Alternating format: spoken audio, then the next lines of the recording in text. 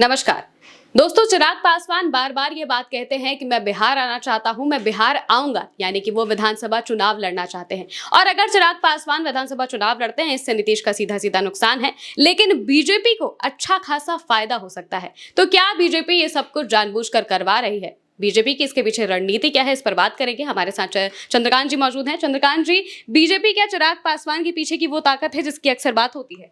देखिए, चिराग पासवान नरेंद्र मोदी की सरकार में मंत्री हैं। चिराग पासवान एनडीए के मेंबर हैं, एनडीए के सदस्य हैं।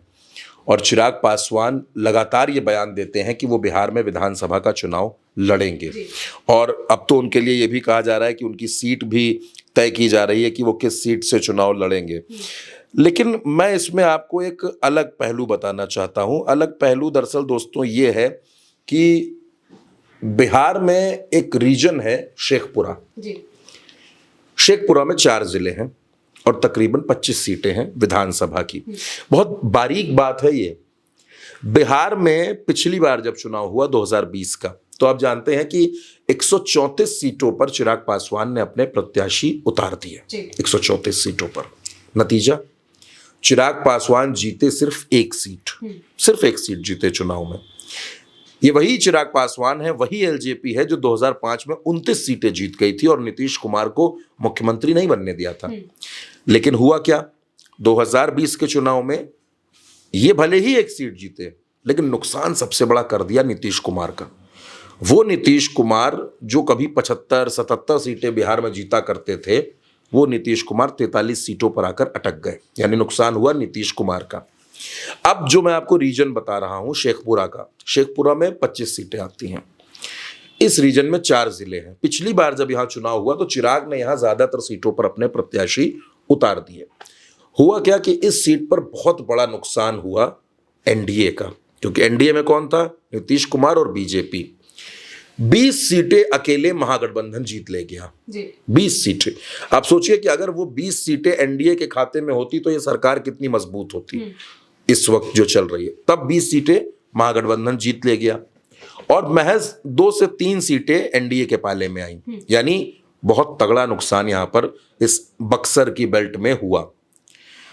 दूसरी बात, मैं इस रीजन के आपको सारे पहलू बता रहा हूं। चिराग को लाने से बीजेपी का कहां पर फायदा है? इस रीजन में सबसे ज्यादा प्रभाव है वाम दलों का। वाम दल यहां पर दलितों की पहली पसंद है, क्योंकि यहां के दलितों को यह लगता है कि वाम दलों ने हमारे लिए बहुत काम किया है। जब जब चिराग पासवान यहां चुनाव लड़े हैं, शेखपुरा रीजन में एलजेपी जब जब लड़ी है, तो दलित चिराग पासवान के साथ खड़े हुए हैं। नो डाउट शेखपुरा के जो दलित वोटर्स हैं उनके लिए आज भी रामविलास पासवान और चिराग पासवान नेता हैं। अब इस इलाके के दलितों की पहली पसंद बन गए वाम दल। वो वाम दल को जिताने लगे। और इसका मैं एग्जाम्पल आपको दे रहा हूं, बाकायदा एग्जाम्पल के साथ बता रहा हूं कि चिराग पासवान जब एनडीए के साथ नहीं गए, एनडीए से अलग लड़े, तो दलितों ने वाम दलों को 4 सीटें जिता दी।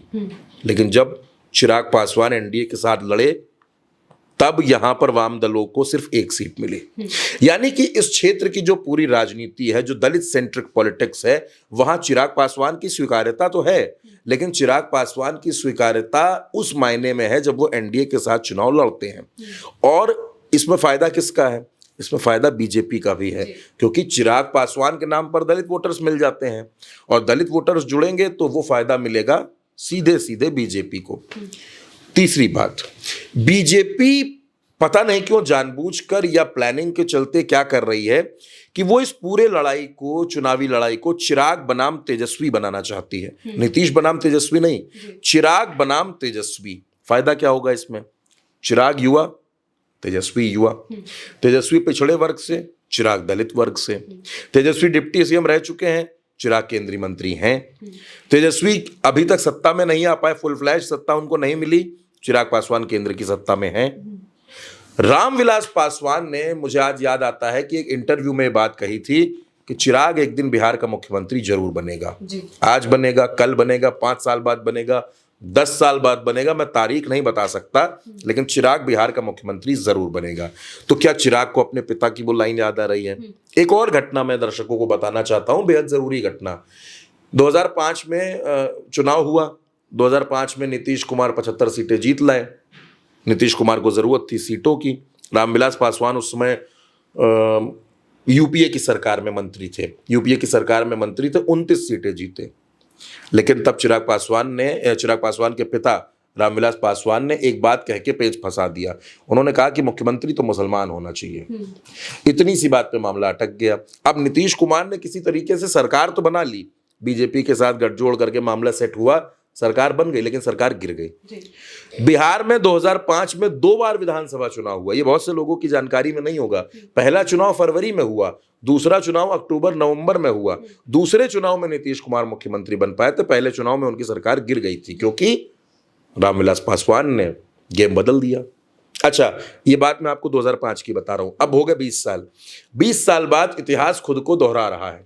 अब चिराग पासवान बैटिंग पर उतरे हैं। अब चिराग पासवान अपनी शर्तों पर चुनाव लड़ना चाहते हैं। मैं आपसे कह रहा हूं कि एनडीए में चिराग पासवान को 35 सीटें भी मिलना मुश्किल है। 35 सीटें मिल जाए तो बहुत मुश्किल है, लेकिन चिराग पासवान मांग क्या रहे हैं? 40 सीटें। अब अगर चिराग पासवान को मान लीजिए आप 35 सीटें दे दी गई, 2 मिनट के लिए आप इस बात को सोच लीजिए कि सीटें दे दी गई और 100 सीटों पर जेडीयू लड़ रही है, 100 सीटों पर बीजेपी लड़ रही है, तो बचती हैं 8 सीटें। अब 8 सीटों में जीतन राम मांझी, उपेंद्र कुशवाहा, मुकेश सहनी, कौन कौन एडजस्ट होगा? नहीं एडजस्ट हो सकता।